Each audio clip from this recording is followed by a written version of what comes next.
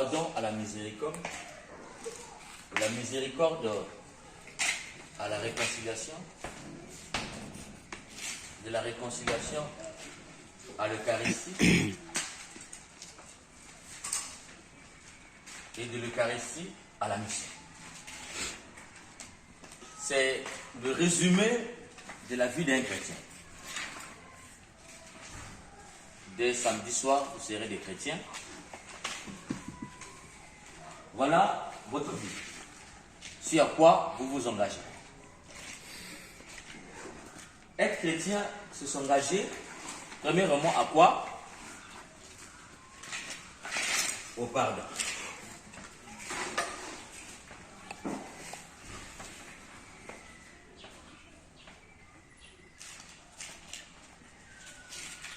Tu ne peux pas être chrétien si ce mot-là n'existe pas dans ton vocabulaire.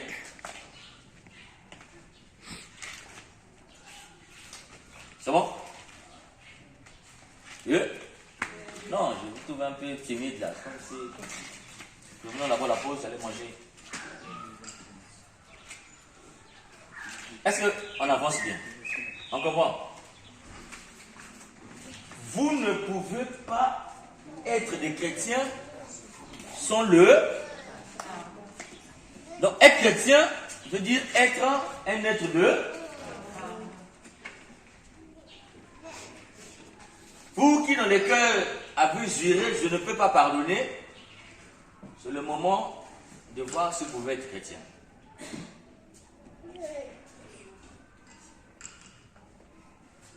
Jésus a dit, pardonnez. À qui? À ceux qui vous persécutent. Ceux qui vous persécutent, vous devez les pardonner.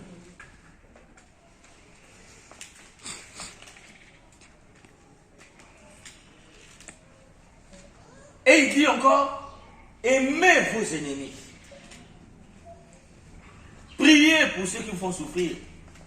Pardonnez ceux qui vous persécutent.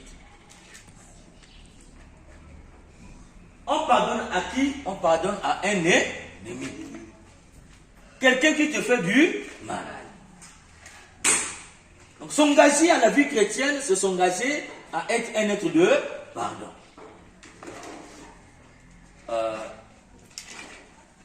Vous voyez, le prêtre, il fait beaucoup d'études, surtout les études bibliques, théologiques, morales, spirituelles.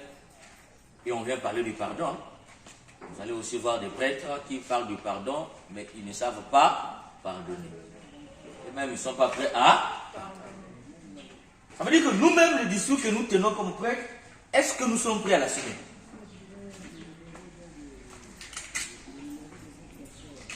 Même l'évêque, il y a des choses où il dit je ne pardonne pas. Tu dis mon Seigneur pardon, il peut dire non. Ça veut dire que dans le pardon, il y a quelque chose qui nécessite la présence de Dieu. En fait, pardonner n'est pas facile. Pardonner est très difficile. Bon, dis-toi toi-même que pardonner est très difficile. C'est extrêmement difficile. J'étais stagiaire, je me souviens encore à l'époque. On m'avait envoyé faire un transfert d'argent. Et j'arrive là-bas. J'étais bien. J'arrive, je fais le transfert, je donne l'argent, je retourne à la maison. Et c'est mon curé qui m'avait envoyé. Il me dit, quand je dis c'était bon. Après, quelques heures après, il m'a fait, mais la personne me dit qu'elle n'a pas encore réussi. Ben, je retourne à la cabine. Je dis, mais madame, oh non, il y a eu une erreur, attendez, je suis en train de gérer, tout ça, patienter. Donc je repars dire au curé, bon, il y a eu une erreur, mais la dame m'a dit qu'elle est en train de gérer. On attend jusque vers le soir, rien. Et je retourne là-bas. C'est là où il me fait comprendre que mon père, il y a un problème, je m'étais trompé de numéro. Donc d'un chiffre, j'ai envoyé l'argent chez quelqu'un d'autre. Après,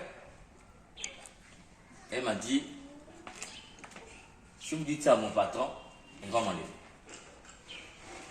Mon père, je ne peux plus récupérer cet argent, c'est déjà parti. Je vous demande...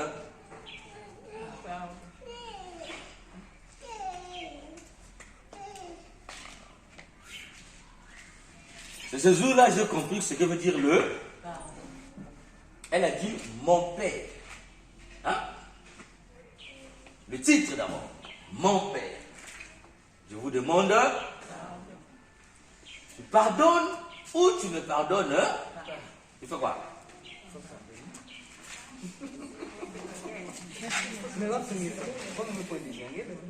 C'était quand même beaucoup d'argent. Ce jour-là, j'ai trouvé ma propre définition du pardon. En dehors de tout ce que j'ai appris sur le pardon, j'ai compris que le pardon signifie se renier. C'est ma propre définition. Depuis ce jour-là, je ne pouvais pas pardonner sans me renier. Parce que si je refusais de pardonner,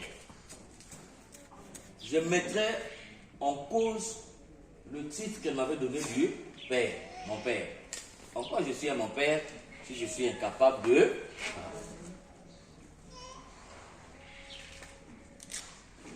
Il fallait une mort en soi, accepter de mourir pour pardonner. C'est pourquoi il faut se renier pour pardonner. Il faut mourir pour pardonner. En fait, pardonner veut dire mourir. Ça, c'est ma définition personnelle. Tu ne peux pardonner que dans la mesure où tu acceptes la mort.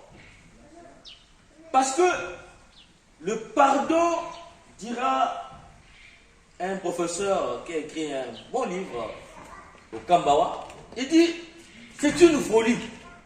Le pardon, c'est de la folie. Pardonner, c'est être fou. Pardonner, c'est être folle. Où un chrétien pardonne, les gens du monde vont dire, mais c'est inconcevable. Comment est-ce que tu peux pardonner? Et pourquoi tu dois pardonner? Il n'y a pas de sens. Pourquoi tu pardonnes? Mais nous les chrétiens, on dit, là où eux ils ne peuvent pas, nous devons pardonner. Vous voyez, au Rwanda, il y a une période de la sortie du génocide. Il y a des enfants qui sont rwandais aujourd'hui, qui n'ont pas de père et de mère. Vous savez ça, non? À cause du génocide. Et quand vous les écoutez parler, il y a des enfants qui disent, bon, ils sont aujourd'hui des responsables, ils disent, mon père, c'est-à-dire son père biologique, celui qui l'a mis à engosser sa mère, c'est celui qui avait violé ma mère et a fini tous les membres de ma famille. Je ne sais pas si une telle phrase, ça bouscule votre façon de voir le monde. Pour qu'un enfant vienne au monde, il faut une relation entre papa et maman. Et l'enfant qui grandit, qui n'a pas de père, souvent il demande à sa mère, où est mon père? Mon père c'est qui? Et sa mère lui répond, ta mère c'est celui qui m'a violé et qui a tué tous les membres de ma famille. Vous êtes le résultat ou l'expression d'un voyou, d'un brigand, d'un tueur, d'un voleur. Est-ce que vous pouvez vivre? Quand tu te dis, mon papa, c'est celui qui a violé ma mère et qui a tué tous les membres de la famille de ma mère.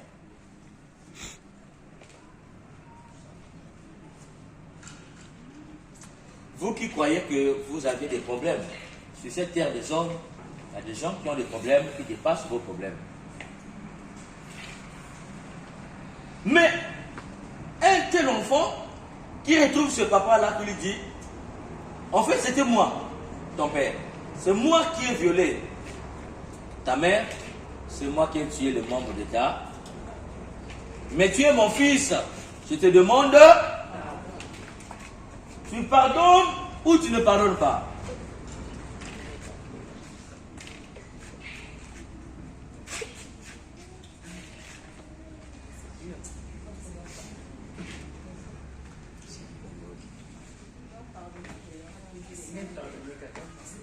Hein?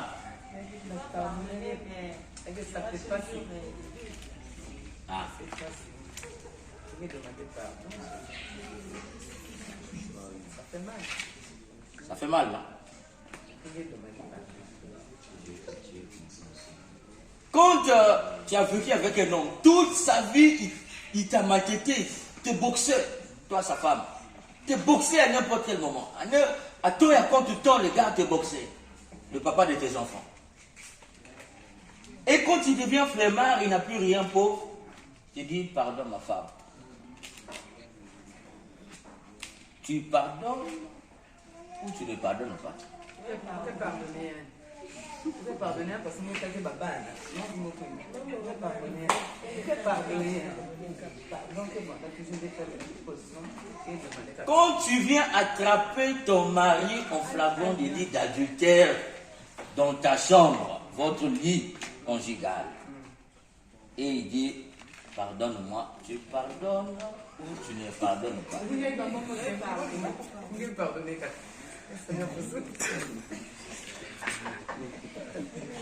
Allez, c'est pas tout. Quand tu apprends que ton mari, celui que tu appelles mon époux, mon mari, il a engrossé ta petite soeur, tu pardonnes ou tu ne pardonnes pas?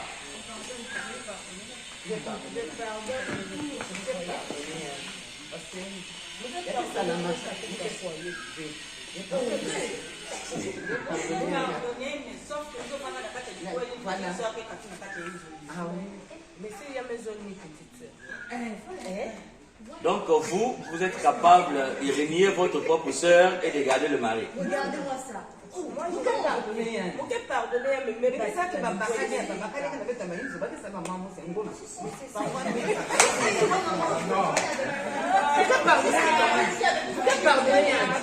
Il faut aller. Il n'est pas là pour vous. Il faut aller. Si vous bakane est sauce. Il y a tellement de bakane qui n'a pas. Il y a des nikas. Oh, Mais et quand le mari a violé ta soeur?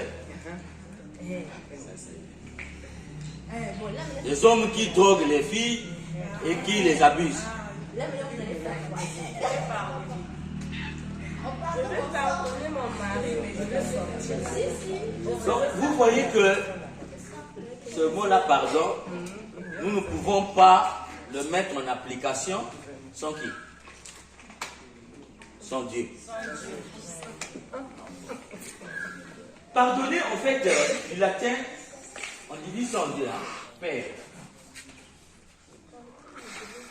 Et donc, en latin, c'est aider. Donc, pardonner veut dire quoi en fait? Père veut dire au-delà. Aider veut dire don. Donc, pardonner veut dire l'au-delà du don.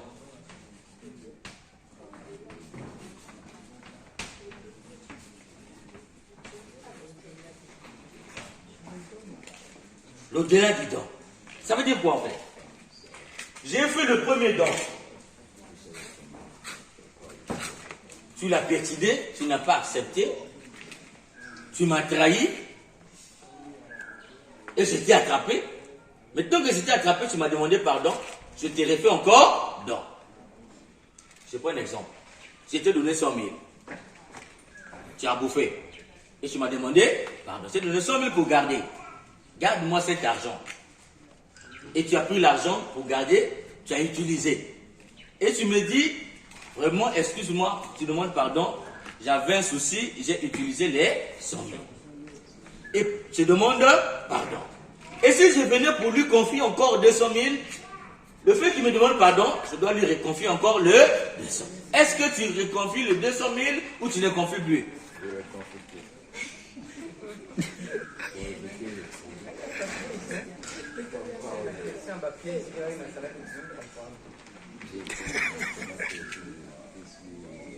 C'est ça veut dire, c'est ce qui veut dire pardonner. Au-delà du don. C'est-à-dire que quelqu'un à qui l'exemple problème est là, problème est là. Tu te confies 100 000, 1 million pour garder, tu as utilisé. Mais le fait que tu me demandes pardon, si j'ai 2 millions à te reconfier pour que tu gardes, je dois te donner encore.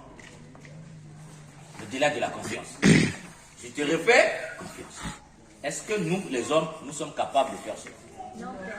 Humainement, est-ce que c'est possible? C'est pas bien. Donc, qui fait cela, pour le monde, il est considéré comme qui? Comme un fou. Quelqu'un à qui tu as donné 1 million, il a bouffé. Il te demande pardon, tu donnes encore 2 millions. Les gens vont dire que tu es malade, il n'y a pas plus bête que toi. Ou on dira qu'il t'a ensorcelé ou comment? Qu'est-ce qui s'est passé?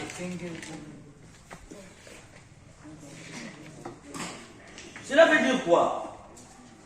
Le pardon est limité. Il y a le pardon de Dieu et le pardon des hommes. Le pardon de Dieu, l'homme ne peut pas. Et Jésus nous dit ça clairement dans la Bible. Nous ne pouvons pas pardonner comme Dieu. Parfois on fait croire que c'est possible, nous pouvons, non. Sans Dieu, nous ne pouvons pas. Et à la façon de Dieu, nous ne pouvons pas. Le pardon de Dieu est différent de notre pardon. Pourquoi? Quand Dieu pardonne,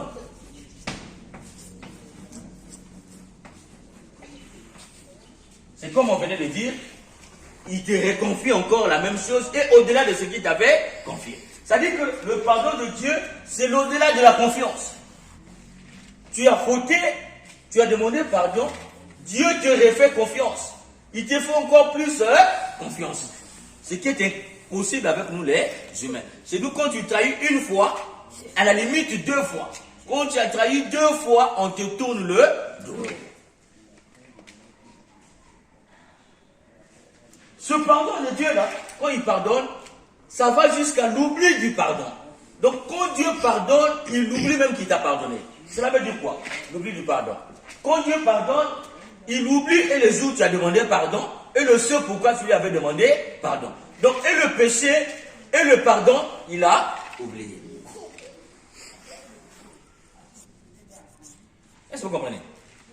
Donc quand je dis Seigneur pardonne-moi, quand Dieu me pardonne, il m'a pardonné pour ce que j'ai fait, le mal que j'ai eu à faire. C'est pas ça? Donc il a effacé d'abord ce mal. Mais s'il n'a pas effacé le pardon, il garde le pardon, ça devient comme s'il va se souvenir, tel jour tu m'avais demandé déjà pardon. Vous vous souvenez chez nous les hommes, non? Ça fait combien de fois je t'ai pardonné? Aujourd'hui je ne te pardonnerai. Parce que nous pardonnons sans oublier le pardon. Ça est dans notre mémoire. Et quand tu vas encore fauter, je t'ai rappelé, la première fois tu as fait, tu as demandé pardon. La deuxième fois tu as fait, tu as demandé pardon, je t'avais pardonné. Aujourd'hui, je ne te pardonne pas. Or, c'est Dieu, ce n'est pas la même chose. C'est Dieu, quand il pardonne le mal et il oublie le pardon.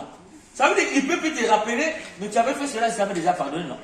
Ce qui fait que chaque fois que tu demandes pardon, il t'accorde le pardon parce qu'il ne t'avait jamais pardonné. Il t'avait pardonné, il a oublié le pardon. Donc il a tout effacé. C'est comme si ça devient pour la première fois que tu lui demandes pardon.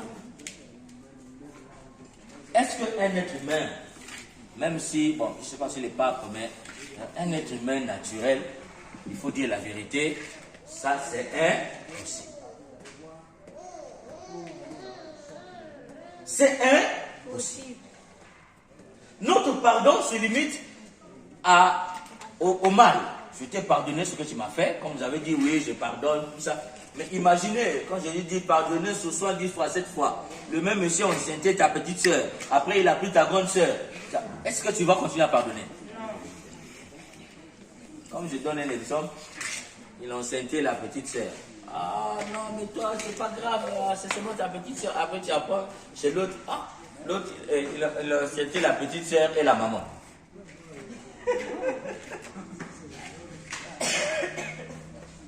Il y a des prédateurs comme ça, ils rentrent dans votre famille sans que vous sachiez, il est sorti avec tout le monde. Il y a des hommes comme ça. Sans que vous sachiez, quand vous allez vous prendre conscience, trop tard.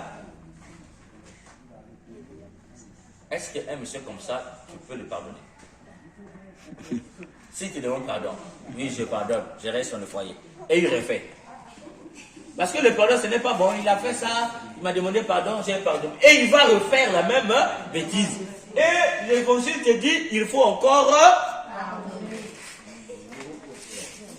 Est-ce que humainement, c'est possible? Ce n'est pas possible. Donc notre pardon, c'est un pas vers quoi? C'est un pas vers la miséricorde. Il ne faut pas s'arrêter au pardon. Si tu ne t'arrêtes qu'au pardon, tu ne vas pas pardonner. Pour arriver au pardon, il faut convoquer quelque chose d'autre. C'est la miséricorde. C'est pourquoi on dit du pardon à la miséricorde. Notre pardon a besoin de la miséricorde. Sans la miséricorde, ton pardon ne peut pas être sincère. Et c'est quoi maintenant la miséricorde?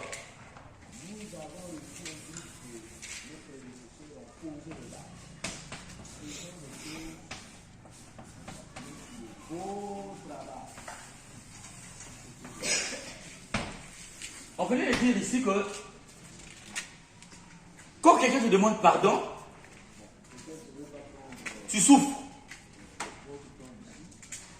Je comprends dans les cadres, vous voyez, Jésus il est venu encore compliquer les choses. Quand il dit pardonner, ce n'est pas seulement toi qui as subi, tu dois pardonner, mais même toi qui as subi, tu dois aller voir la personne qui t'a fait du mal pour lui demander pardon. C'est là où tout est bien ami. Jésus n'est pas venu nous faciliter la chose. Avant, je me dis, bon, comme il m'a fait du mal, j'ai l'attente qu'il va me demander pardon, je veux le pardon. Mais le monsieur qui t'a trompé dans ton lit conjugal, c'est toi la femme qui doit encore faire partie, venir pour dire papa, pardonne-moi. Est-ce que ça c'est normal? Ça c'est de la folie. Et pourtant, c'est ce que Jésus nous demande de faire. C'est pourquoi nous pardonnons, mais nous n'oublions pas. Vous n'entendez jamais ça? Moi, je pardonne, mais je n'oublie.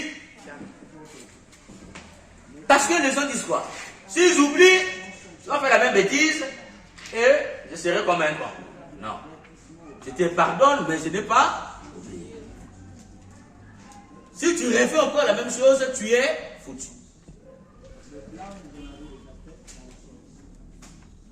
Or, quand tu gardes le mal dans le cœur, quelqu'un t'a fait du mal, t'a demandé pardon, tu as pardonné, mais tu as gardé dans le cœur. C'est toi qui souffres. C'est toi qui développes les maladies cardiaques, les maladies d'estomac. C'est toi qui vis les palpitations. Le refus de pardonner aux gens des maladies. Vous voyez, je prends un exemple là. Vous voyez scientifiquement, il y a eu un appareil que les gens ont découvert qui fonctionne jusqu'aujourd'hui, on appelle ça le détective de mensonges. Vous avez entendu parler là? C'est-à-dire que tu arrives dans les salles comment ils appellent ça déjà là, où on fait la verbalisation, je ne sais pas où on appelle ce genre de salles là, ça ne vient pas, le mot ne vient pas. Quand tu arrives là-bas, pour savoir si tu dis la vérité ou pas, on te met un appareil, on te branche un appareil. Et quand tu commences à relater les faits, à partir de cet appareil, ils vont savoir si tu as dit la vérité ou tu as menti. Comment est-ce possible?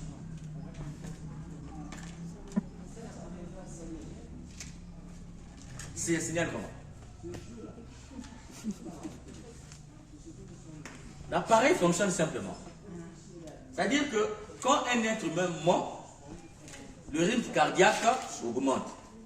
Le sang circule très vite. C'est-à-dire que tu mens. Et quand tu mens, le cerveau est en inadéquation avec l'esprit. C'est-à-dire qu'on sent qu'il n'y a pas une concordance dans la suite des faits. Parce que quand le cerveau parle, vous voyez, je suis en train de parler, je mime, c'est naturel, ça coule naturellement. Donc les gestes, avant même qu'un mot sorte, j'ai déjà posé le geste par mes mains. Mais un menteur, il ment d'abord et puis il pose les gestes. C'est-à-dire qu'il doit d'abord coordonner la vérité avant de traduire cela par les gestuels. Et l'appareil détecte. Cela veut dire quoi? Un être humain n'a pas été créé pour mentir. Quand tu mens, ton rythme cardiaque augmente, ta façon de fonctionner, le corps change. Un être humain n'est pas fait pour mentir. Vous voyez ça? Nous ne sommes pas faits pour mentir. Quand tu commences à mentir, même ton corps te trahit. Les gestes que tu poses te trahissent.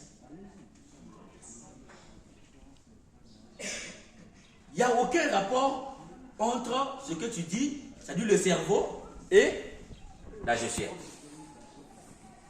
C'est la même façon avec le pardon. Nous ne sommes pas faits pour le refus de pardonner.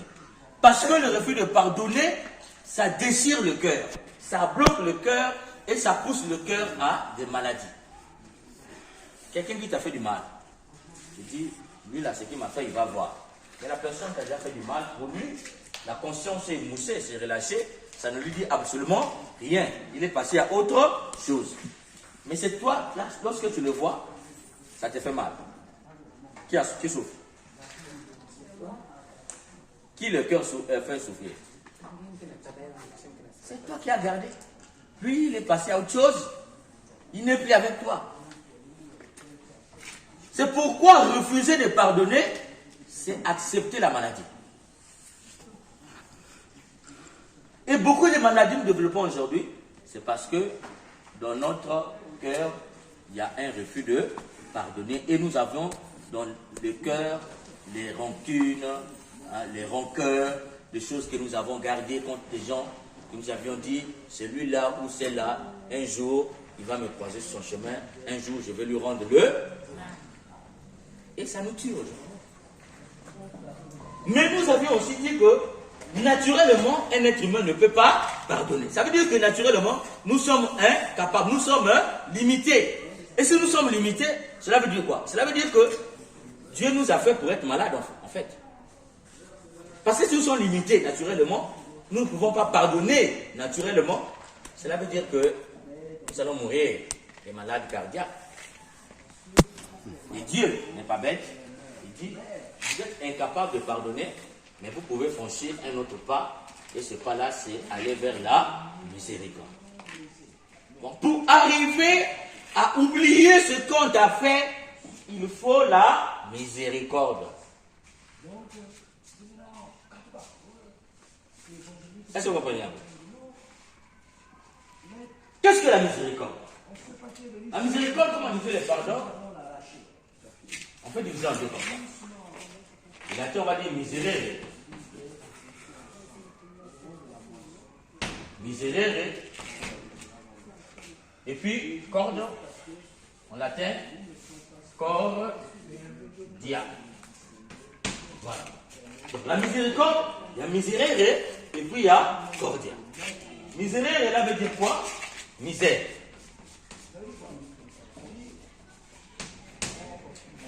Et cordia veut dire quoi? Cœur. Les misères, vous les connaissez, non? Il m'a fait des misères, c'est-à-dire, tout ça, c'est-à-dire que tout le mal, c'est ça qu'on appelle misère. Et ici, il y a le cœur. La miséricorde veut dire quoi? C'est prendre dans ton cœur les misères de l'autre. Le cœur ici devient quoi? Le cœur devient une machine à broyer les misères. Vous voyez, on prend par exemple les histoires qu'on transforme. On dit on va prendre telle chose, on va recycler. Il va mettre tout dans la machine, il va m'écraser, il va commencer à kimaya, caca. Vous voyez jamais ça? Donc, si c'était des misères, quand tu prends des misères dans le cœur de l'autre, ce n'est pas pour garder. Parce que le pardon, c'est dire moi je ne peux pas pardonner. Non, il faut la miséricorde. La miséricorde t'amène à quoi? Les misères qui sont dans ton cœur, tout ce qui t'a fait du mal, ton cœur doit être en mesure de faire quoi? De les broyer. Et quand tu vas les broyer, il ne va plus rester quelque chose de mal. C'est ça la miséricorde. Et si on voit ça, ça soit en arabe, ou bien Haïm, en arabe, moi j'aime bien prendre ça en arabe, Haïm. Ça veut dire quoi? C'est la même racine avec le bois. La miséricorde, c'est l'action de prendre l'autre qui t'a fait du mal et le porter dans ton ventre comme une femme porte un bébé.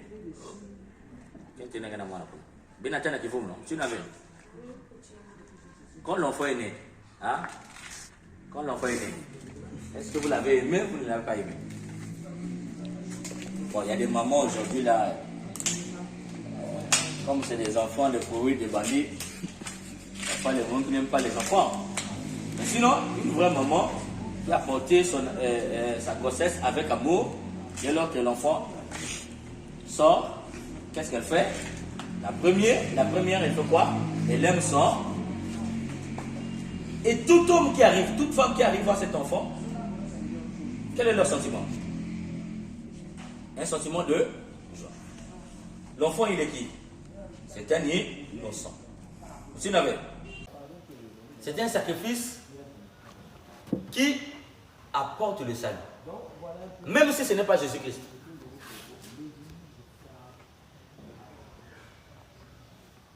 C'est pourquoi, quand tu es sans tache, tu es innocent, un sorcier ne peut pas te bouffer comme ça, parce que s'il te bouffe, il te bouffe pour sa propre perte.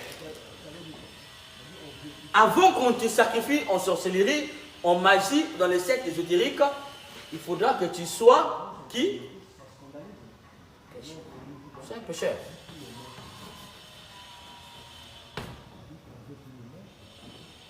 Tu ne peux pas être saint. Dès lors que tu n'es pas saint, on justifie ton sacrifice. Et là, il te sacrifie pour lui-même, pour sa cause, pour son bien. Mais si tu es innocent, qui te sacrifie, il coule. C'est pourquoi Jésus a fait couler le diable. C'est là où on va arriver avec la miséricorde.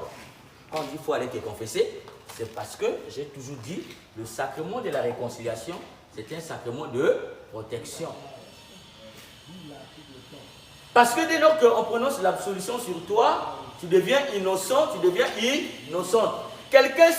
Si quelqu'un te sacrifie dans les loges, c'est un sacrifice d'innocent. En ce moment-là, il te sacrifie pour les pertes. Même si tu meurs, ils vont couler.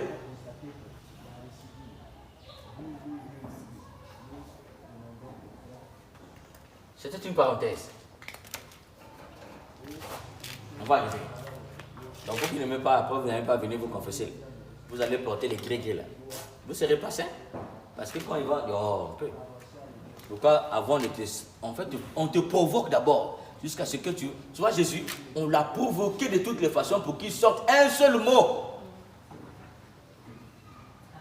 S'il sortait seulement un seul mot, par exemple, il boude son père. Pourquoi tu m'as fait ça? Quand on est ta mère, par exemple? Parce que tu es mon père, tu m'as laissé entre leurs mains. Il sortait un tel mot, il sortait de l'innocence, le sacrifice était inutile.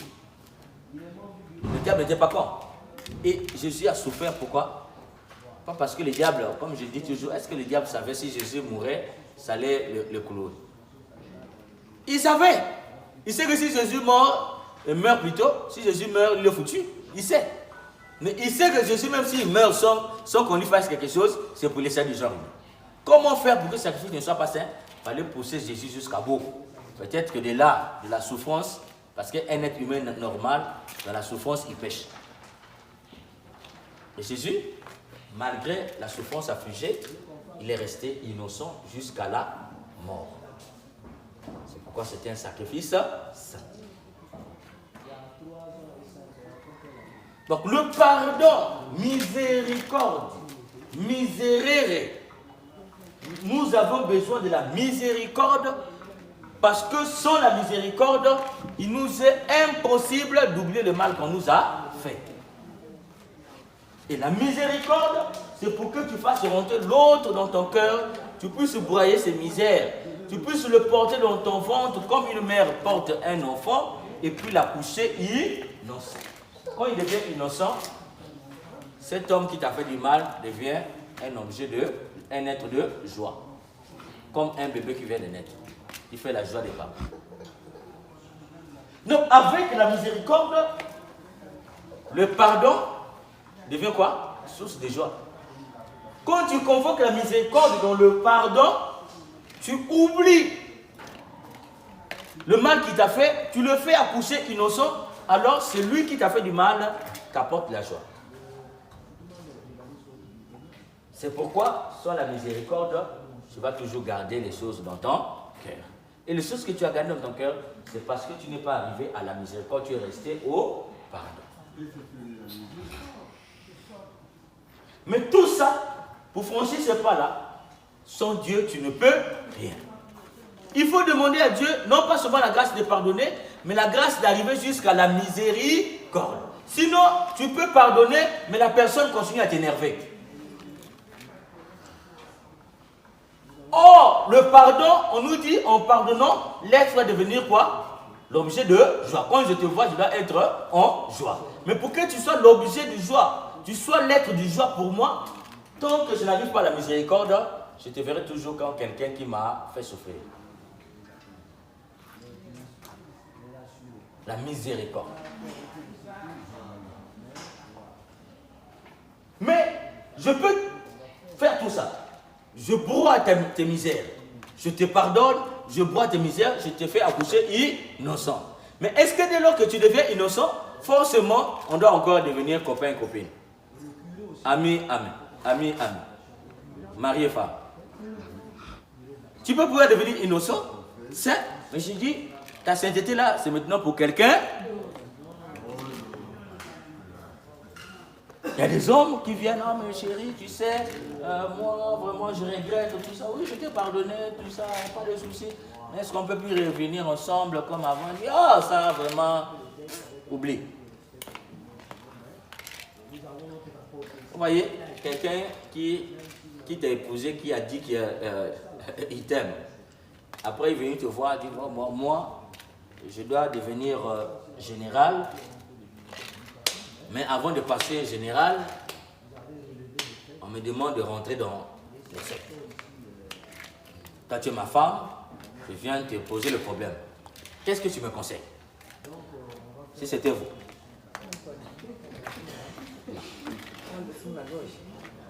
Hein? Vous allez vous séparer? Vous avez déjà 5 enfants. Non, il n'est pas rentré dans les loges, tu demandes conseil. Et tu commences à quitter le foyer. Est-ce qu'il y a des choses? Hein? Quelle est la condition? Ah!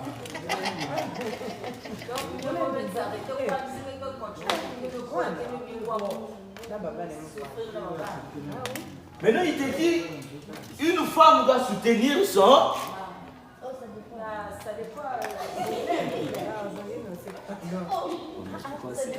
Oui. Par la prière. Mais tu ne le soutiens pas dans l'idée de rentrer là-bas. On dit, dès qu'il devient général, il y a un poste là-bas. Vous voyez, un monsieur qui est général, il ne travaille plus, hein, il a tous. Je ne sais pas comment on les traite, vous savez que bon, c'est pas ici, hein, c'est vraiment, regarde ailleurs. Ailleurs là-bas, c'est des gens, ils ont tout. Hein. Et on dit, il faut rentrer. Et tu refuses, non? Tu as refusé, non? Il dit, bon, comme tu as refusé, c'est toi d'abord que je vais donner.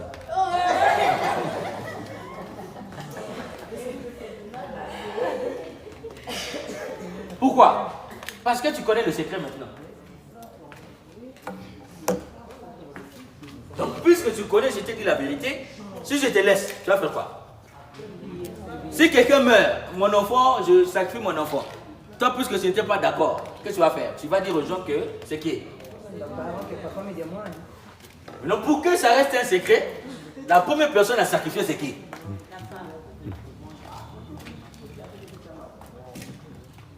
Peut-être vous ne voyez pas. Il y a des femmes comme vous qui vivent ce genre de choses.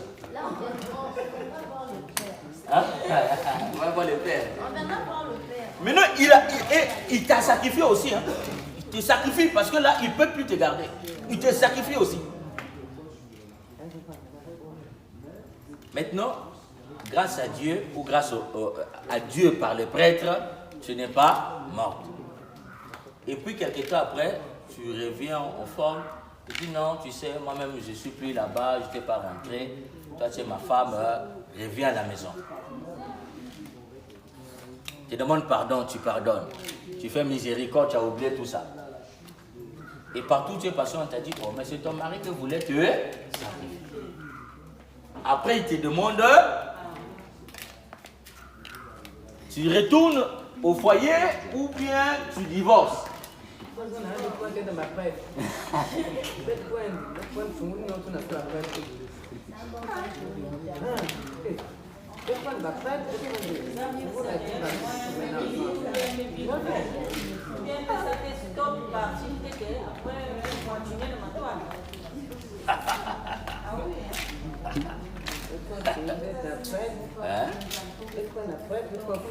Hein?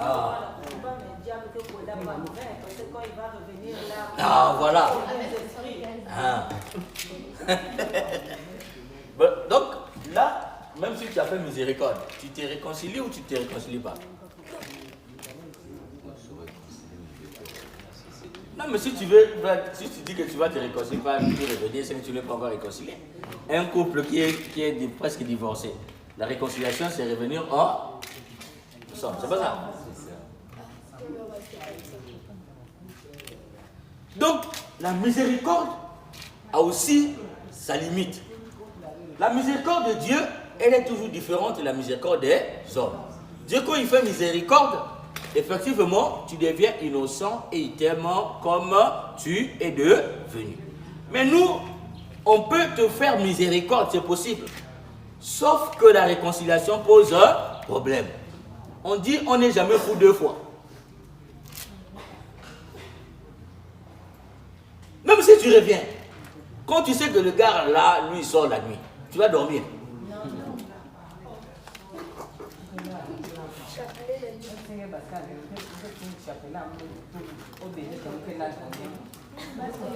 Mais vous savez qu'il y a des femmes parmi vous, quand les hommes viennent leur poser ce genre de problème, elles acceptent. Il y a des femmes qui soutiennent leur mari dans ces choses. À cause du luxe, à cause de la gloire des hommes. Hein? Pour être seulement la femme du général, la femme du ministre, la femme du monsieur le député, elle accepte tout ça. Il y a des femmes qui dorment dans les chambres, dans les armoires, ils savent que là, il y a les histoires du monsieur.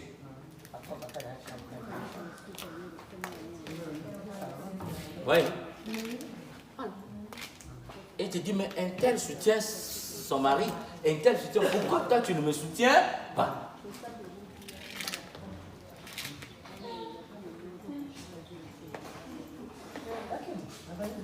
Donc parfois on dit là, oui, Taché.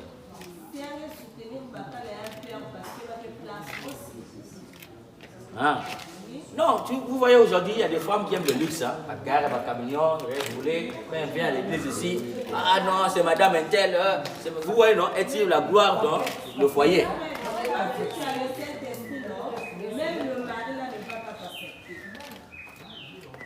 Mais, parce que je trouve quelque chose, comme ça veut rentrer dans la... Il y a alléluia. Mais vous voyez, vous pouvez commencer dans la souffrance, après vous arrivez, tu es déjà presque colonel. Qu'est-ce qui te manque encore comme colonel? C'est parce que normalement tu es le même général, et parce que tu veux être général, il faut que tu rentres dans les histoires, pas possible. Mais, ce que tu dis est vrai, il y a des femmes, elles étouffent ça. Mais il y a dans d'autres cas aussi, des femmes, c'est pourquoi on dit une femme doit être femme de prière, il faut soutenir la prière, le foyer confie à la femme. Hein. Mais quand tu n'es pas une femme, parce que j'aime le dire, une femme qui a les genoux fléchis au sol, son mari a la tête au paradis, forcément. Mais quand tu n'es pas une femme qui a les genoux fléchis au sol, tu es seulement une femme de gloire, tu aimes le luxe, les bijoux. Hein. Comme il y avait quelqu'un comme ça, on l'avait licencié après, à cause de sa femme. Comme un peu l'histoire d'Adam et Ève. Le monsieur, il prenait beaucoup d'argent, mais ça s'est passé dans la paix du Christ, quoi, dans le silence. Mais la femme, comme elle voulait montrer maintenant que le monsieur a l'argent, donc 2 semaines à Paris, 2 semaines au pays. Et quand elle part à Paris là-bas, première classe, toujours là-bas, et elle rentre là-bas, c'est les histoires de luxe. Les gens commençaient à suspecter, mais elle trouve l'argent où? Après, on a fait filature sur son mari, et on a découvert que c'est le mari qui vole et la femme a profité derrière. Voilà comment le monsieur a été sorti. S'il n'avait pas une femme simple, est-ce qu'on allait le licencier? Mais il y a des femmes comme ça, pour paraître, pour la gloire, tout ça. Elles aiment les premières classes, elles aiment beaucoup de choses. Et une femme comme ça, quand elle m'arrive à venir, tu vois, si je ne rentre pas tout le luxe là, tu ne vas plus avoir ça. Elle va accepter de perdre.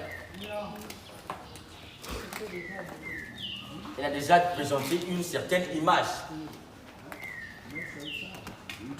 Mais, comme je disais, notre miséricorde a besoin encore de quelque chose. Pour que notre miséricorde soit vraie. Parce que tu peux dire, oui, je fais miséricorde, mais qu'est-ce qui prouve que ta miséricorde est sincère? Il faut un autre pas. Quel est ce pas-là? C'est la réconciliation.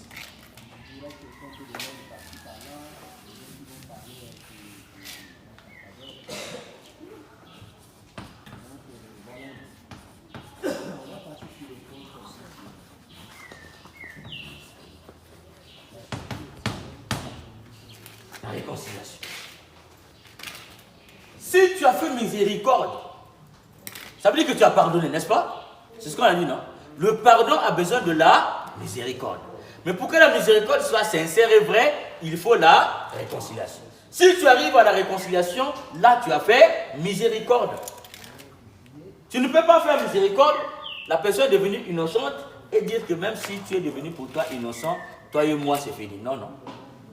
Là tu n'es pas arrivé à la miséricorde. Et même là le pardon n'est pas encore sincère. Le pardon a besoin de la miséricorde pour oublier tout. Mais la miséricorde, pour être sincère, a besoin de la réconciliation.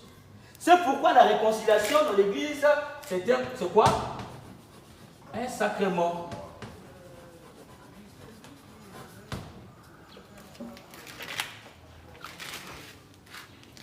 C'est pourquoi on appelle ça le sacrement de la réconciliation, la confession. Est-ce que vous comprenez un peu? La réconciliation vient nous faire prendre conscience que notre miséricorde était vraie. Et si notre miséricorde était vraie, cela veut dire que nous avions réellement pardonné. Dieu te pardonne, c'est parce qu'il te fait miséricorde. Et sa miséricorde est vraie parce qu'il se réconcilie avec toi. Ça veut dire quoi? Sans la réconciliation, point de miséricorde, et sans la miséricorde, point de pardon. Le pardon est le premier pas vers la miséricorde, et la miséricorde est le deuxième pas vers la réconciliation. Et la réconciliation, c'est quoi? Réconcilier. Réconciliant tout le monde. Ça veut dire quoi? Il faut recoller les morceaux. C'est comme j'ai divisé ce truc en deux. Une partie à gauche, une partie à droite. La réconciliation veut dire quoi? Coller les deux morceaux. Est-ce que vous comprenez un peu? Maintenant là, les gens vont vous dire, pourquoi tu vas te confesser? Moi-même, tu peux seulement dire à Dieu. Parce qu'on vous dit. Pourquoi moi-même je ne peux pas dire mes péchés à Dieu? Mais c'est parce que ces gens-là n'ont pas compris ce que veut dire le pardon et ce que veut dire la miséricorde. Parce que quelqu'un qui a compris ce que veut dire le pardon et ce que veut dire la miséricorde, cette personne a conscience que ma miséricorde ne sera sincère que si j'arrive à la réconciliation. Or, la réconciliation veut dire quoi? Il faut recoller les deux morceaux. Si je me suis séparé avec mon frère qui vient d'arriver là, pour que notre miséricorde soit vraie, pour que ma miséricorde soit vraie, il faut qu'on redevienne les amis comme avant. Mais est-ce que je peux devenir, il peut redevenir mon ami comme avant si on ne se voit pas? Si on ne se parle pas? Si on ne marche pas ensemble? Si on ne mange pas ensemble? Pour que la miséricorde arrive à la réconciliation, pour que la réconciliation soit la vérité de la miséricorde, il faut que l'amitié redevienne comme avant. Et pour que l'amitié redevienne comme avant, il faut que nous deux nous puissions nous voir. C'est pourquoi dans des pays, on appelle ça, il y a eu réconciliation nationale. Donc on se sont retrouvés pour parler. Pour qu'il y ait la réconciliation, il faut qu'on se parle. Il faut qu'on se voit, qu'on discute ensemble et qu'on prenne les décisions de remarcher ensemble. C'est ça la réconciliation. Maintenant, Dieu, je ne le vois pas. Comment je peux me réconcilier avec quelqu'un que je ne vois pas? C'est pourquoi Dieu, qui n'est pas bête, il sait que moi, personne ne me voit comme ça. J'ai choisi des gens qui vont me représenter. C'est pourquoi il choisit le prêtre qui est son représentant. Donc, en venant se réconcilier avec Dieu, tu t'es réconcilié avec le prêtre. Et on se réconcilie avec le prêtre dans le sacrement de la réconciliation. Tu t'es réconcilié avec qui? Avec Dieu. C'est pourquoi, en sacrement de la réconciliation, vous parlez entre Dieu et l'homme. Tu parles et puis Dieu parle. Parce que pour que la réconciliation soit vraie, il faut dialoguer. Mais quand tu parles à Dieu comme ça dans ta chambre, tu dialogues avec lui. Quand je fais réconciliation, je dis, ah mon frère, là où tu m'avais mal fait, ah vraiment, vraiment je te demande pardon. Et puis il prononce ça, vraiment je te pardonne pour ce que tu m'avais fait. Maintenant, on est marchés ensemble. C'est ce que le prêtre fait. Je te pardonne. Tu entends ça de tes oreilles, je t'ai pardonné. Maintenant, on revient des amis.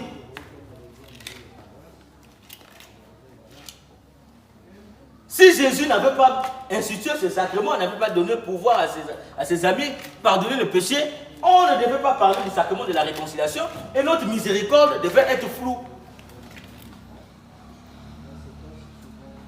Est-ce que vous comprenez un peu? Je ne sais pas si vous comprenez. Mais qui la comprend? Si Jésus se contacte avec eux, ben au coin d'avec le là-bas, tout ce que vous allez pardonner sera pardonné. S'il n'avait pas dit cette phrase, il n'avait pas donné pouvoir à ses amis, à ses apôtres, la miséricorde, on devait s'arrêter où? À la miséricorde. C'est pas ça. Mais notre miséricorde allait être floue. Ça n'allait pas être vrai. Parce que je peux te faire miséricorde sans qu'on redevienne les amis. Mais pourquoi on redevient les amis? Il faut qu'on se parle. Si j'ai brisé l'alliance avec Dieu, il faut que je parle avec Dieu. Oh Dieu, je ne le vois pas. C'est pourquoi Dieu qui est conscient de ce qu'il est dans son être de Dieu, il choisit les gens et dit, lui là c'est mon représentant. C'est comme Jésus dit, ce pain c'est mon corps. Tu doutes? Est-ce que vous doutez? Quand il a dit ce vin c'est mon sang, qui doute? Mais quand il dit un tel c'est mon représentant, pourquoi tu doutes? Hein? Lui, il doit te pardonner, pourquoi tu doutes? Quand il a dit ton père c'est ton Dieu sur terre, vous doutez? Quand il dit maman, elle est ta déesse, si on peut dire comme ça sur terre, est-ce que vous en doute?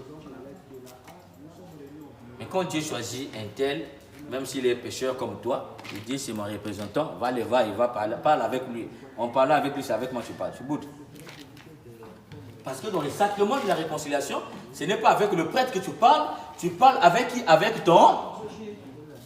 Et j'aime toujours le dire, c'est pas parce que tu dis au prêtre qu'il garde ses péchés, hein. Il y a une grâce là-bas pas possible, et pour toi et pour le prêtre. Dès que tu finis de parler, j'ai oublié. Ça, je ne sais pas. Par quel miracle ça se fait? Tu vas dire, ah, père, rien! Il a oublié. Je peux vous dire, moi, je suis prêtre, oublie. C'est pas par quel miracle il enlève ça dans nos têtes. Mais je pense qu'il a bien fait. Parce que si on gardait tout ça, on n'avait pas vu. Arrive comme des extraterrestres, il enlève ça. Tu oublies. Tu ne sais même plus. Vous voyez, quand il s'agit même de prêcher pour les funérailles, même celui qui est le confesseur, il a du mal à parler. En général, il ne sait pas trop quoi que dire. Et tu confesses la personne, tu connais ce que je dis. Je ne sais pas.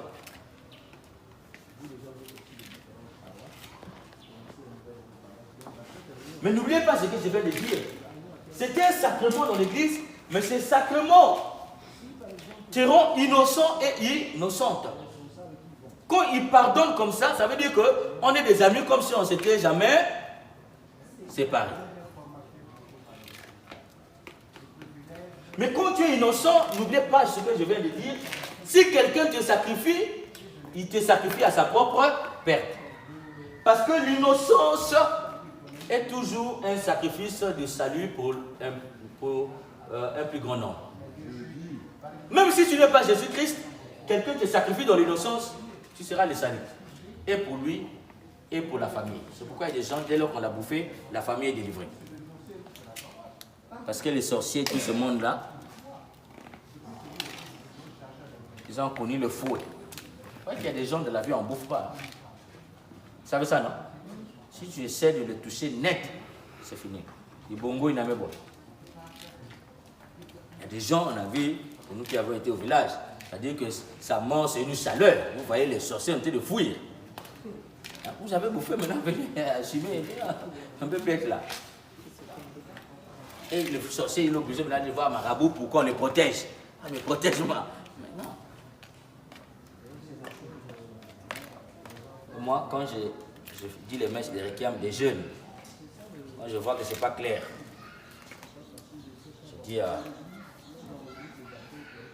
arrive au cimetière, avant d'enterrer, papa, maman, les parents, grands-parents, venez, vous êtes encore d'accord.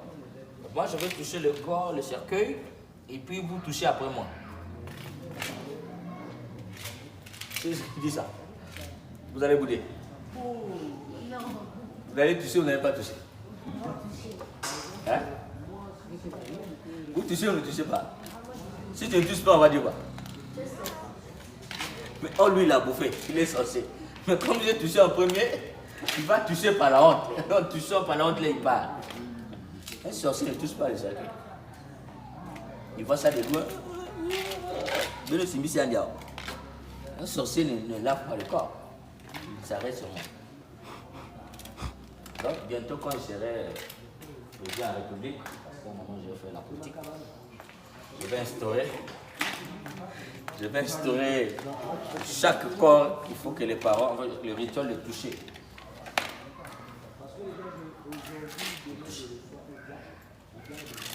Au toucher.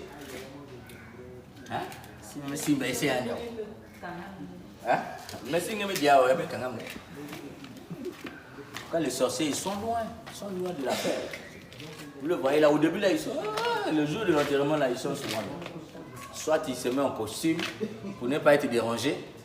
Comme ça que quelqu'un en costume allait encore le déranger. Donc il est responsable. Dis donc papa, venez.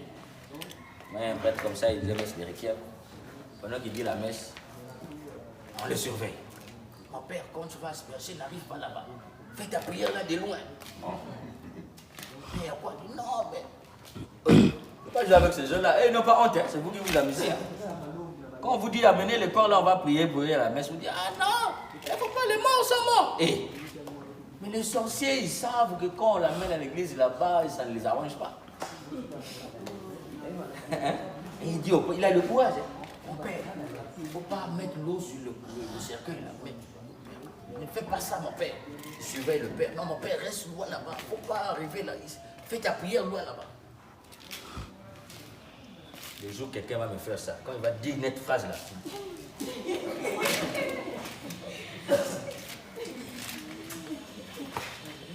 Et là, il me disait ça. Mon cœur était chaud comme ça. J'ai dit, ah, vraiment, fallait. Je suis tombé sur un cas comme ça. Là. Les mains sont comme. La vraie comme ça ne marche pas. Après, vous ça là-bas. Moi, je vais toucher en premier, vous allez toucher en premier. Faites ça au cimetière, quand vous au cimetière, quand c'est un jeune, oh, vous allez faire des rituels qui n'est pas catholique. Hein. Il est mort comment un jeune est mort, vous êtes des vieux comme ça, il est encore en vie. Il est en bas vérifier. Nous tous on fait des rituels. Vous allez faire ça par honte. Parce que si vous ne faites pas, ça ne va pas nous arranger nous tous. Les gens vont dire, oh, mais pourquoi il n'a pas fait? On dit, suspect. Et lui aussi, il ne veut pas qu'on puisse le suspecter. Mais il va faire seulement par honte. Il va venir. Ce que tu vas lui de faire, il va faire. En le faisant, il se tue. Il n'y a pas plus périlleux qu'un sorcier. Si vous êtes là, vous savez, non? Si vous êtes parmi vous, c'est pas qu'il peut y en avoir. Un sorcier, il n'y a pas plus périlleux qu'un sorcier. C'est des grands peureux. Surtout quand ils ont sacrifié là, ils ne savent pas comment ça va se passer. Ils ont peur. Mais, n'oubliez pas, quand tu sors du sacrement de la réconciliation, tu es innocent. Quand tu te réconcilies avec quelqu'un, vous devenez les innocents. Je récapitule. Le sacrement de la miséricorde pour être vrai. Non, qu'est-ce que je dis? La miséricorde pour être vrai a besoin de la réconciliation. Je pardonne, mais j'oublie que de la mesure où j'arrive à la miséricorde. J'arrive à la miséricorde, ma miséricorde est réelle, vraie, sincère, véridique, que si j'arrive à la réconciliation. Et pour qu'il y ait la réconciliation, il faut que je parle avec la personne qui m'a offensé. Il faut qu'il y ait dialogue entre l'offensé et l'offenseur. Ensemble. Est-ce que vous comprenez? Hein? Tu dis non à ton mari, non, maman, je t'avais pardonné, non? Je t'ai pardonné, mais tu ne prépares plus pour lui. Hein? Ton mari t'a demandé pardon, j'ai pardonné, mais le matin, je ne prépare pas, tu n'es pas là où j'étais là-bas, on va préparer pour toi, mais tu n'as pas pardonné. Tu as fait miséricorde, tu dis non, quand même j'ai fait miséricorde. Moi je suis femme de la miséricorde, j'ai fait miséricorde. Tu as fait miséricorde, mais tu ne parles pas avec ton mari. Vous ne sortez plus ensemble. Tu ne le soutiens pas. Tu ne soutiens plus ta femme. Tu ne fais plus parler ta femme. Tu ne fais plus parler ton ami. Vous êtes encore des ennemis. Chacun à gauche, l'autre à droite. Chacun, quand l'autre monte au lit, l'autre monte descend. Quand l'autre descend, l'autre monte. Il y a beaucoup de scènes dans le foyer. Hein? J'allais te dire que nos enfants là ne se sont pas concernés. Peut-être qu'on se dit que c'est seulement pour les mamans, les exemples. Peut-être qu'il faut trouver des exemples pour eux aussi. Ah. Ce sont qu'excuses, vont dire que non, ça ne concerne que nos mamans. Peut-être que nous, on n'est pas concernés. Alors que dans leur monde, les jeunes. Ils sont concernés. Ils sont concernés. Quand ils volent la nourriture dans la marmite, ça serait. Vous volez? Hein? Ou bien quand à l'école, vous n'avez pas des ennemis à l'école. Hein? C'est comme on n'est pas intelligent. Quand tu es intelligent, tu es chef de classe, c'est pas ça.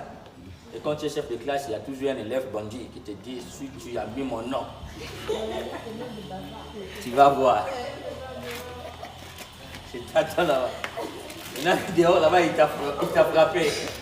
Parce que tu avais mis son nom dans la liste. Et puis il vient te demander pardon. Tu vas pardonner ou tu ne pardonnes pas? Si tu as pardonné, tu vas arriver à la miséricorde pour oublier les frappes la dernière fois. Et quand tu as oublié les frappes, tu deviens son ami ou tu n'es plus son ami? Quand on joue au football, papa! Ah! Tu te lèves seulement quand même, on va se dire. Tu fais comme ça, tu appuies 3 fois, tu marches. Là, tu vas dire, bon, si je l'attrape, là, il est mort. Voilà. Et puis, il connaît. Quand tu passes comme ça, papa. C'est-à-dire que je saute avec toutes mes forces. C'est-à-dire que tout ce que j'ai là, je monte avec. Et puis, j'appuie même là, peu importe où je peux t'avoir. Puis, j'appuie là-bas. Paf, comme ça, le pied cassé, la main cassée. Ça c'est digne d'un enfant de Dieu. Bon, maintenant, quelqu'un qui t'a cassé. Toi aussi, tu l'as cassé. Après, tu as demandé pardon, il t'a demandé pardon. Vous vous réconciliez ou vous ne réconciliez pas? Vous comprenez les choses? Donc la miséricorde n'est sincère que si vous partez à la réconciliation. Il faut que vous commenciez à vous reparler. Comme avant. Oh, comment tu vas? Maintenant, la réconciliation aussi n'est possible que s'il y a quelque chose qui est fondamental. C'est quoi? Il faut les caresser. Voilà. C'est intelligent.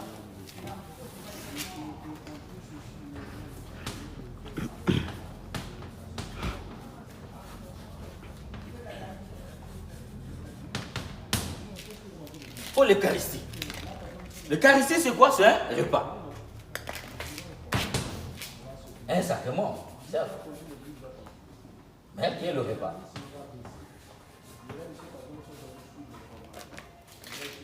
Vous vous êtes réconciliés, mais vous ne pouvez vous réconcilier réellement et sincèrement que si vous mangez en... Parce qu'on n'invite pas un ennemi à table. On ne mange pas dans la même assiette avec quelqu'un qui est capable de t'empoisonner.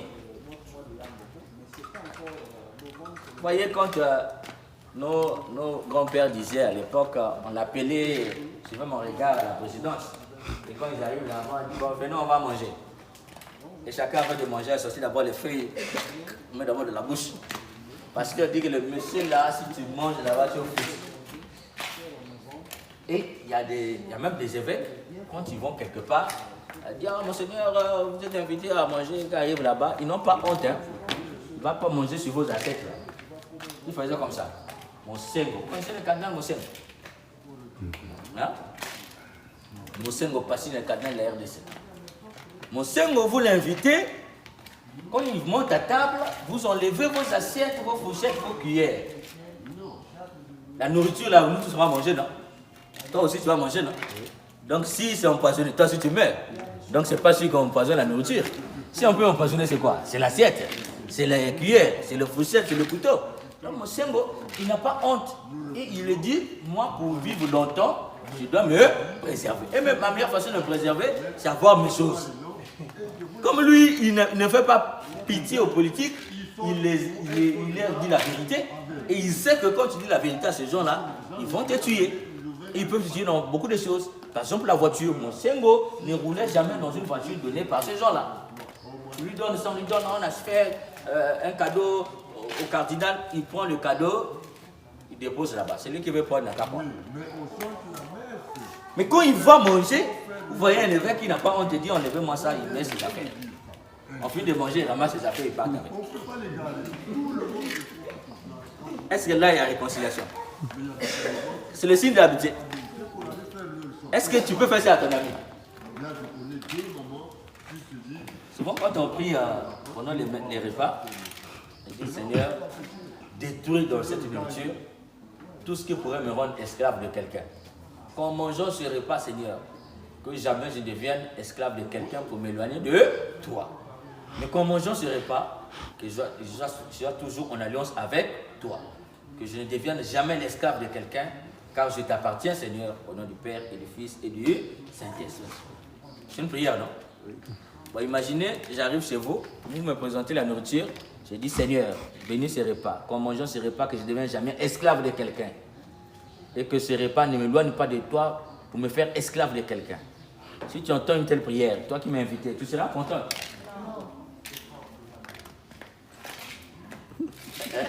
Ça veut dire, est-ce que c'est ton ami?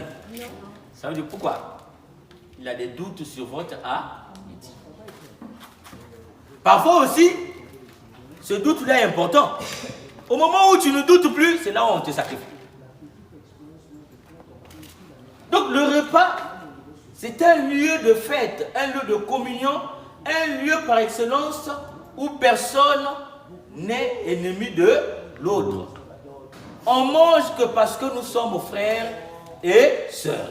Parce que c'est un lieu, s'il n'y a pas d'amitié, s'il n'y a pas la communion fraternelle, il y a des gens qui vont suspecter les autres d'empoisonnement. Vous voyez, il y a des maisons où les gens ne mangent pas ensemble hein, parce qu'ils ont peur d'empoisonnement. Même chez les prêtres, hein, il arrive de communautés comme ça, le curé, quand il arrive comme ça, si vous avez déjà déposé la nourriture à table, il retourne à la chambre. Vous voyez des communautés qui arrivent comme ça. Et que le gars qui arrive comme ça, il voit déjà la nourriture à table. C'est-à-dire que lui, pour manger cette nourriture, il doit prendre ça à la cuisine devant la maman. Quand il arrive à table, on ne sait pas, quelqu'un peut glisser. Je suivais un documentaire sur district criminel. La dame par jalousie. Jalousie, hein. Vous voyez, les blancs, ils préparent la nourriture, ils mettent dans les réfrigérateurs. Donc quand il finit le boulot, ils viennent, ils prennent, ils réchauffent, ils mangent. Donc il y a des jours comme ça, ils préparent pour toute la semaine par exemple. Et la dame, vous voyez, c'est des appartements, comment on appelle ça, des colocataires. Donc tu es là, tu loues, là-bas c'est l'autre qui loue, chacun a sa chambre, vous avez un salon commun. Maintenant, dans ce réfrigérateur-là, chacun peut avoir son réfrigérateur, tout comme pouvait avoir aussi un réfrigérateur de colocation. C'est-à-dire que chacun va mettre, il y a des espaces. Chacun avait son réfrigérateur dans cet appartement-là. Il connaissait que le monsieur sortait d'abord avec la dame. Mais il a changé les femmes. Après, bon, vous voyez, quand on est en colocation, tu ne sais pas trop la vie de l'autre. Mais il voit la dame venir. C'est-à-dire peut-être qu'ils se sont réconciliés, n'est-ce pas? La dame est venue rentrer et se dirigeait vers le réfrigérateur du monsieur. La dame se dit, bon, peut-être qu'il est venu nous chauffer à manger, peut-être qu'ils se sont appelés, il arrive pour manger. Donc la dame regardait, bon, sans tenir compte du... Quand la dame était venue là, elle est venue mettre un truc là, j'ai oublié le nom, on paie ça seulement vers en Inde.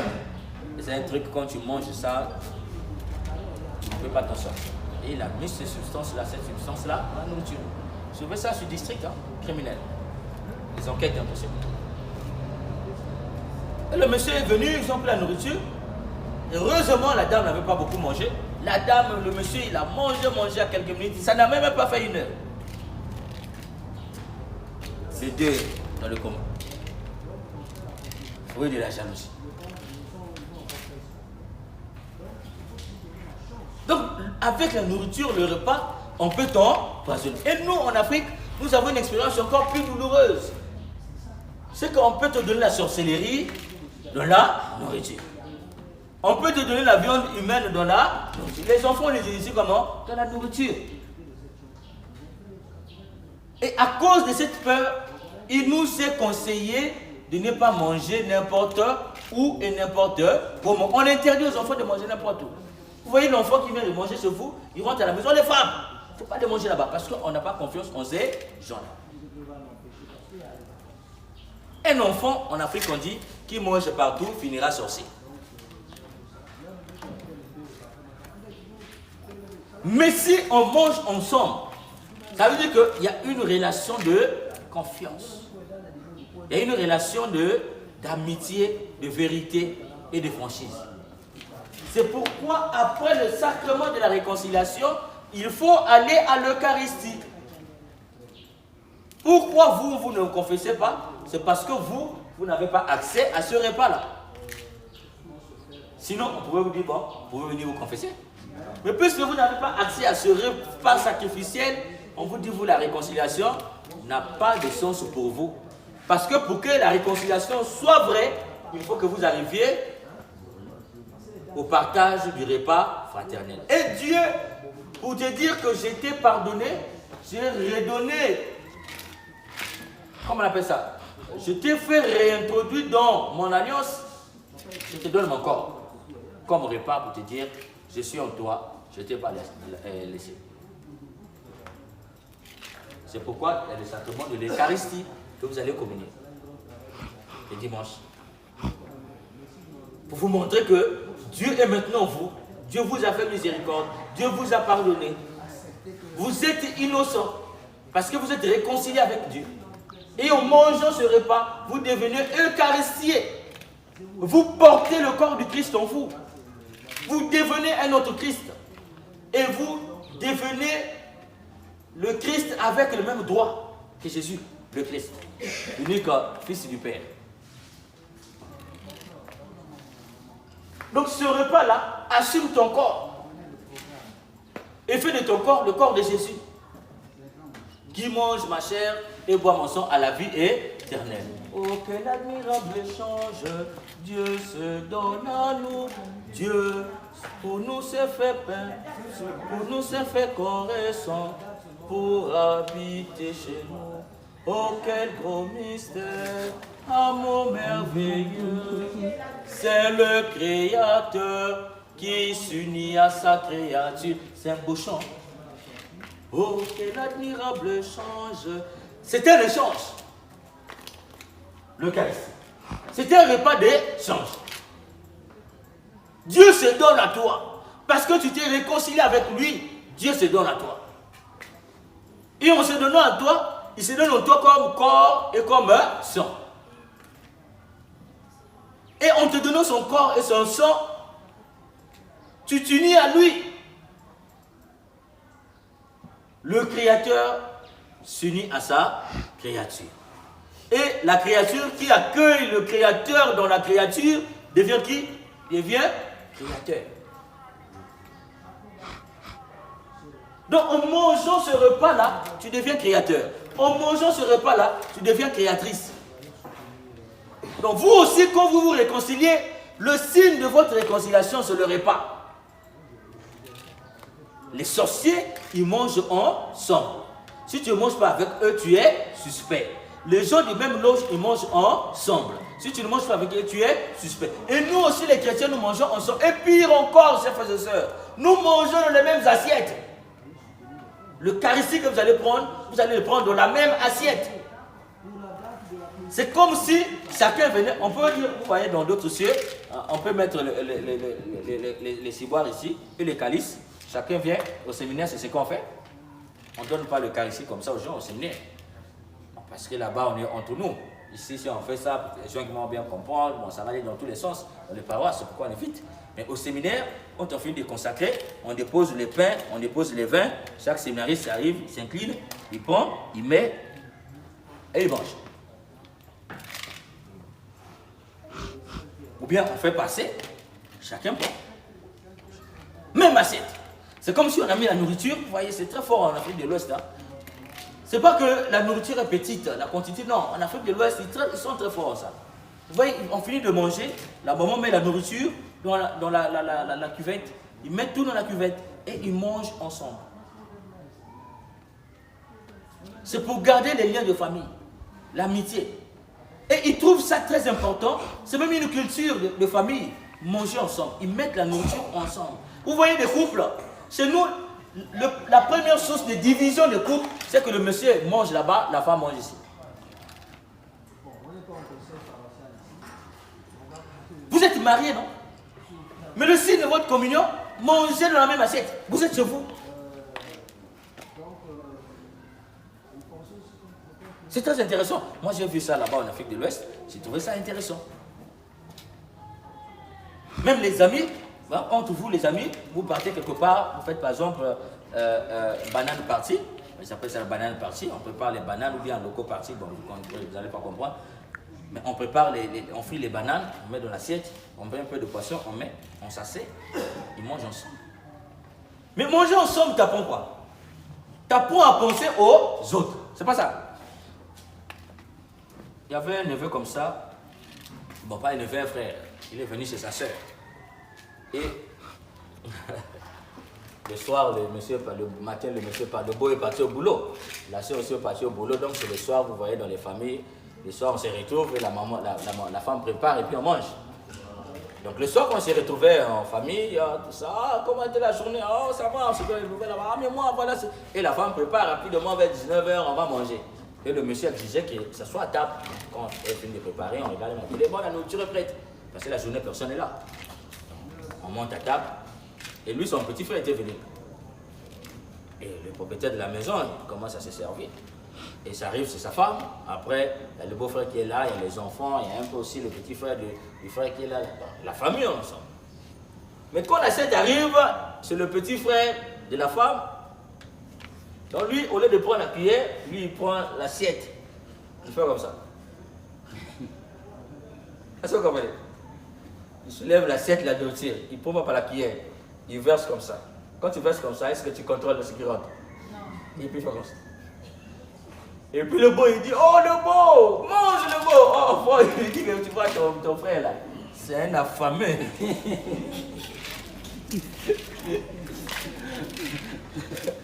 Oh le beau, mange le beau, mange le beau. Et puis un jour, tu vois les manuels ça passe comme ça, donc il appuie avec la fourchette. Et un jour il a appuyé comme ça. Quand il soulevait, il y a un qui est monté, qui est tombé à table. Mais quand l'autre est tombé, ils ont regardé, il y avait un corps à côté. Donc lui, il appuie toujours deux. Les autres ne savaient pas. Les gens pensent que quand il appuie un tas, il prend toujours deux. Donc les deux ne tombaient pas, les gens ont vu, ah, donc lui là, souvent il prend des deux. Donc nous on prend un, lui il va deux. La sœur est venue lui dire, non mon frère, c'est pas comme ça on fait. Il lui donne les conseils, tout ça. Parce que tu es en train de m'humilier, tu vois, c'est pas bien, ou bien tu veux pas que je sois dans le foyer. La gauche il lui donne les conseils, il dit, j'ai compris. Le soir quand le bon dit, oh le bon ça va, mais faites passer l'assiette de bon, il prend encore là, il va. La sœur a dit, non, si je les garde ici, dans mon foyer, on peut payer les billets, repart. La sœur a compris, il est venu pour détruire mon foyer. Parce que le bon, quand tu dis, oh le bon, mange, en fait, c'est pour dire, tu vois, vous êtes une famille de pauvres. Regarde comment ton frère se sert à table. C'est une honte. Et puis toi, c'est ton petit frère. Hein, les frères du monsieur sont là. Et toi, ton petit frère, hein, la femme, ton petit frère, il fait honte à table. Mais il n'a pas appris. Parce que lui, il n'est pas le. Et qu'est-ce qui s'est passé? Quand lui il fait comme ça, ceux qui n'ont pas encore eu, la dame doit prendre encore l'assiette et retourner à la cuisine pour aller prendre le reste, pour venir, parce qu'il y a des gens qui ne sont pas servis. Lui ne sait pas que quand tu prends, il faut laisser aux autres. Manger ensemble, ça nous apprend à respecter l'autre. Ça nous apprend aussi à se soucier de l'autre. À savoir que l'autre n'a pas mangé. Ah, j'ai trop pris, je veux lui laisser ça. Et manger encore ensemble, ça nous apprend le respect des aînés. Quand tu manges avec un aîné, tu ne peux pas t'élever en premier. Ce n'est pas l'aîné et le petit frère qui laisse la nourriture au grand frère. Ce sont nos valeurs africaines. Mais nous l'avions perdu à cause de l'arrivée de la civilisation occidentale. Et c'est ce qui fait qu'on est division de la famille. On ne se reconnaît plus. Mais ces valeurs-là, le christianisme nous les présente encore. Nous mangeons dans la même assiette. Chacun prend le même morceau. Mais si vous ne donnez pas vous-même, ils vont avoir. Et vous laissez la plus grande partie au prêtre. On dit, oh, mais pourquoi le prêtre il prend la plus grande partie? Mais à la messe ici, c'est plus le prêtre, c'est le Christ. Même si je suis moins âgé que vous, le fait que je pose ces histoires-là, c'est que je suis plus grand que vous. C'est ça le prêtre, presbyte ancien. Est-ce que vous voyez un peu? Hein? Vous avez compris? Vous avez compris l'intérêt de manger ensemble? Donc vous les mamans qui êtes ici, ou les papas, apprenez vos enfants à manger ensemble. Apprenez-les à mettre le repas. Si tu veux savoir quel type d'enfant, tu peux faire confiance. Dis à lui là, si je ne suis pas là, c'est lui qui peut prendre soin des autres. Pour vérifier ça, il faut déposer la nourriture. Si tu vois déjà, il commence à prendre la plus grande part, dis-toi que lui là, c'est quelqu'un qui est personnel. Et puis tu lui commences à l'éduquer. À toi, la façon que tu fais là, tu ne vas pas prendre soin de tes frères. Si c'est un aîné, dis-toi, ah toi, comme le grand frère, tu te comportes comme ça. Comment on détecte les faiblesses, les lacunes? C'est pourquoi les enfants grandissent dans les foyers, dans les familles, on ne sait pas leurs qualités et leurs défauts. On n'a pas traité ça à la maison. Et quand il va grandir, c'est lui qui veut toujours prendre, tout prendre. Vous voyez, les grands frères, dès que papa est décédé, il a chassé tous les frères, il a pris sa femme, il l'a mis là. Les autres sont loin. Celui qui vient là, il se lève la machette. Vous n'avez jamais entendu ça? Mais un grand frère qui a le souci de ses frères, est-ce qu'il peut les chasser comme ça? Voilà l'importance du repas, l'Eucharistie. Si les familles, vous avez perdu ces valeurs-là, il est grand temps de copier ça. Jésus nous enseigne ça, l'Eucharistie. On n'est pas d'ennemis. On n'est pas ennemis et on n'a pas des ennemis. Quand nous venons à la messe, personne n'est ennemi de l'autre. C'est pourquoi avant de manger, on se salue la paix du Christ. Tu regardes l'autre, la paix du Christ. Souvent je dis, regarde ton frère dans les yeux. Je dis, la paix du Christ, parce que je ne te parle pas, je te salue comme ça. Vous voyez, un jour, une dame me disait, le monsieur l'avait renvoyé. Je ne savais pas que c'était la même confession religieuse. Le monsieur l'a renvoyé. Et à la messe, il s'est retrouvé quelque part à la cathédrale, c'était une messe. Et la dame était derrière. Chers frères et sœurs, dans la charité du Christ, donnez-vous la paix. La paix du Christ. Amen. Il donne la paix du Christ, mon frère. La paix du Christ. Quand il se tourne comme ça, c'est quoi, nez à nez avec la dame qu'il avait renvoyée abusivement. Le monsieur, c'est-à-dire qu'il s'est senti affaibli, petit, ça l'a interpellé, ça lui a fait mal et il n'a pas pu communier. Quand il s'est retourné, il s'est assis, jusqu'à la fin du messe, il était malheureux. Tu as croisé la personne que tu as fait du mal à la messe et tu lui dis la paix. Est-ce que c'est sincère? Au boulot là-bas, tu me maltraitais et tu arrives à l'église, tu dis la paix. Mais normalement, nous comme chrétiens, on ne doit pas arriver là. On ne doit pas. Saluer l'autre. Et le signe là, ça a commencé quand? Au 1er, 2e, 3e siècle, on s'est donné la paix du Christ parce qu'on ne sait pas si on va s'y retrouver. La paix du Christ veut dire quoi, mon frère? Si tu ne me vas pas demain, vraiment reste dans la paix. Moi, je pars en Dieu. C'est ce que ça veut dire. La paix soit avec toi. La paix reste avec toi. Si tu pars, pars en paix. Si tu restes, reste en paix. C'est ce que ça veut dire. C'est comme un au revoir. On ne donne pas, vous voyez, quelqu'un qui voyage et puis tu lui dis au revoir comme ça. Non, tu le prends dans tes bras Tu lui fais les câlins pour lui dire, mon cher, va en paix. Mais nous oublions ça. Nous faisons quoi? Nous le faisons seulement au cimetière. Quand l'autre est décédé, c'est là qu'on commence à lui dire ça. Va en paix. Mais quand il était vivant, nous ne lui donnons pas la paix. C'est terrible aujourd'hui. Hein? Vous voyez, la nourriture même est plus importante que l'homme aujourd'hui. Vous savez ça, non? Vous savez, non? Prenez un taxi, dites-lui qu'il y a la nourriture, on va amener à une fête dans les quartiers là-bas. Vous allez voir comment le taxi va conduire. Doucement. Maintenant, mettez les hommes dedans. Le plus important pour lui, c'est mais l'homme, il conduit comme un fou. Mais la nourriture, il conduit avec respect. C'est ça l'homme. Voilà l'Eucharistie que vous allez manger. J'espère que vous avez compris. Mais si on mange le corps du Christ, on devient Jésus-Christ. On devient créateur. C'est pourquoi? C'est pour aller en... C'est pourquoi l'Eucharistie nous ouvre à quoi? À la mission.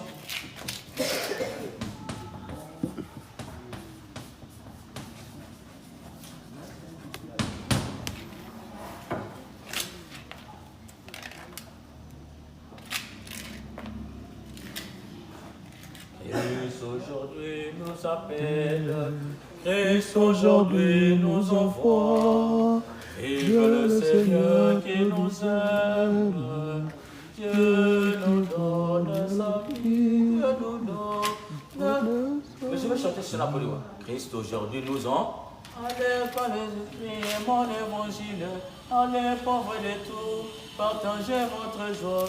Dieu nous appelle à t'aimer, en aimant le monde où tu nous envoies. Ô Dieu fidèle, donne-nous, en aimant le monde, de l'aimer en toi. Donc tu ne peux pas venir à la table du Seigneur si tu n'es pas missionnaire.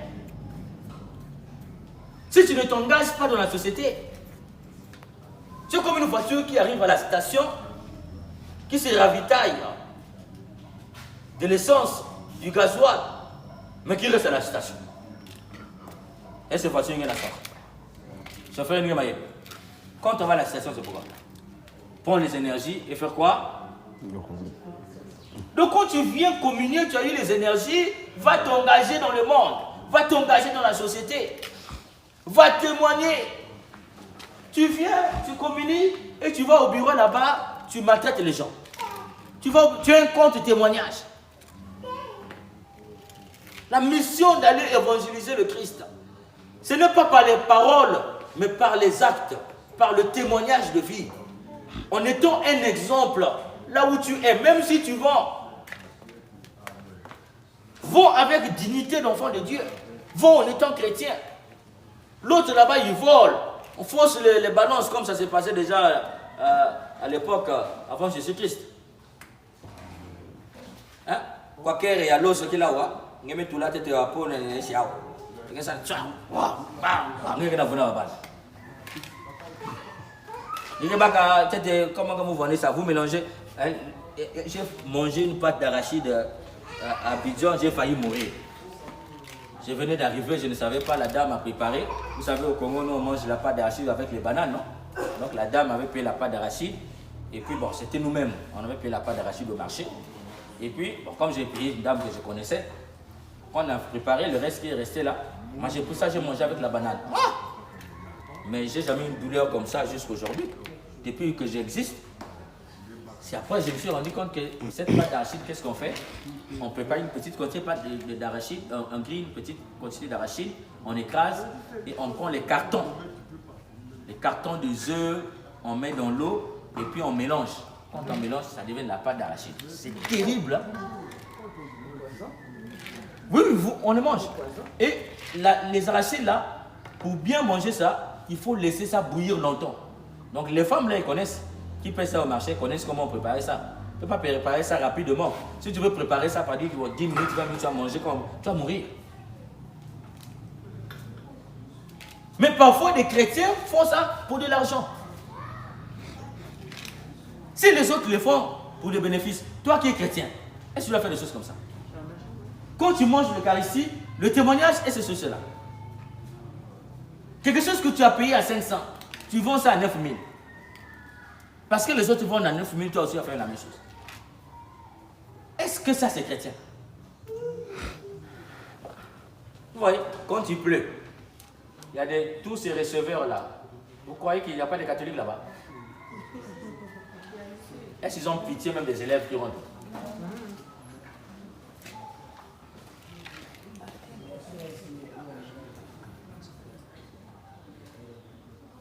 Vous les élèves, comme vous êtes à l'école là, grand pagailleur comme pas possible. On ne sait pas qui est chrétien, qui ne l'est pas. À l'école là. Les pagailleurs, c'est les chrétiens, les catholiques. Enfants de cœur là-bas, il ne faut pas jouer. Un grand pagailleur.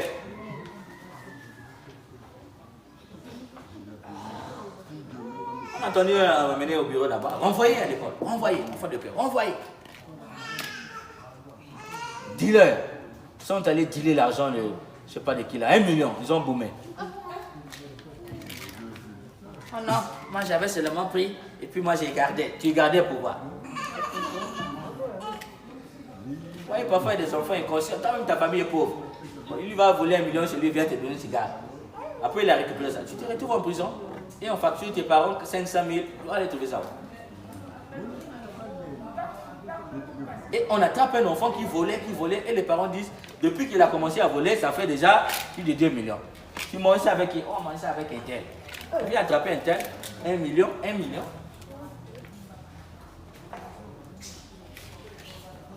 Le témoignage.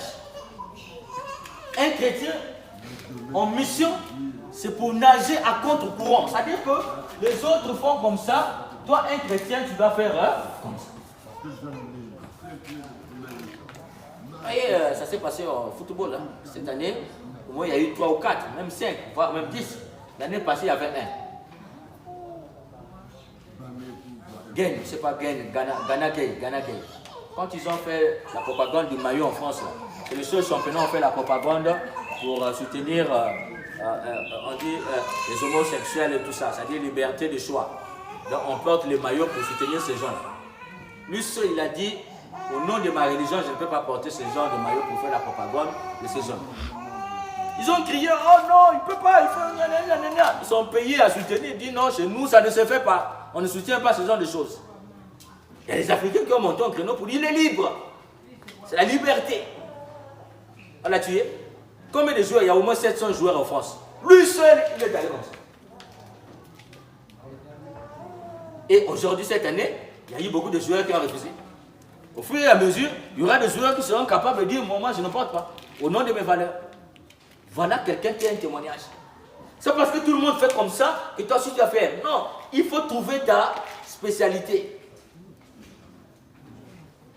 Donc la mission, quand tu manges l'Eucharistie, la mission, c'est pourra être spécifique, différent des autres, par ta façon d'être, par ta façon de te comporter, par ta façon de parler, par ta façon de prendre soin de tes enfants, de respecter les parents, de prendre soin de ta femme, de respecter tes grands-parents. Hein? Les enfants qui négligent les parents aujourd'hui, qui traitent les parents des sorciers. Parce que le pasteur dans les Bizinga là-bas t'a dit, non, qu'il m'a mangé.